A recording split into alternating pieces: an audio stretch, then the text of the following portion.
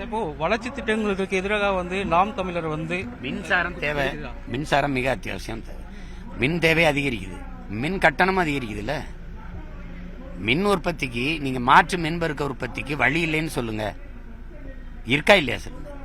இருக்குல்ல, அங்க வாங்கங்கிறோம், அங்க போவோம் வாங்கங்கிறோம், இதை விட்டுருங்கிறோம். இப்ப நிலக்கரி தீர்ந்து விடுகிற வளம், அணுவுலை ஆபத்தானது. இப்ப அனல் ஆபத்தா இருக்குது, உங்களுக்கு விளங்குதுன்னு நினைக்கிறேன். அப்படிங்கும்போது சூழியலுக்கு எந்த கேடும் இயற்கைக்கு எந்த பேரிடரும் தராத கடல் அலை, சூரிய ஒளி, காற்றாலைக்கு போயிருவோம் வாங்கங்கிற. அதானே நல்லது. நீங்க பால் குடிங்க தாயின் மாறல, அறுத்த ரத்தம் குடிக்காதீங்கன்னு கெஞ்சிரும். கழிவுகள் பராமரிக்கப்படுகிறதுன்னு சொல்லிட்டு அரசு சொல்லிடுது. எங்க வச்சு எங்க வச்சு பராமரிக்கிறீங்க? எங்க வச்சு பராமரிக்கிறீங்க?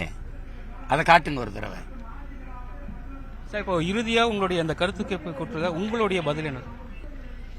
இந்த அனல் மின் நிலை இதெல்லாம் விட்டுட்டு நீங்க மாற்று மின்பெருக்க திட்டத்துக்கு வாங்கங்கிறது எங்களுடைய கோரிக்கை. இப்ப நாங்க அதிகாரத்துக்கு வந்தா அதை தான் செய்வோம், விரைந்து அதை நோக்கி தான் போவோம். ஏன்னா நீங்க எங்கள் தாயை கொலை செஞ்சுட்டு அவ பிணத்து மேல ஏறி நின்று நான் எவ்வளவு வளர்ந்துட்டேன்னு சொல்றது பைத்தியகாரத்தனம். அதை வளர்ச்சின்னு கட்டமைக்கிறத நான் எதிர்க்கிறேன், வெறுக்கிறேன். அப்படிங்கும்போது நான் என்ன சொல்றேன், இது கட்டாயமா திறக்கணுங்கிறவங்க ஒரு விருப்பம் தெரிவிக்கணும். அனல் மின் நிலையம் விரிவாக்கத்துக்கு பக்கத்தில், அந்த ஆலை விரிவாக்கத்துக்கு பக்கத்திலேயே நீங்க குடியிருங்க. நீங்க குடியிருக்கிற இடங்கள் இருக்குல்ல, அங்க நாங்க போயிடுறோம். ஒரு பதிலும் இல்லை, ஒரு கேள்வியும் இல்லை, மறு பேச்சும் இல்லை.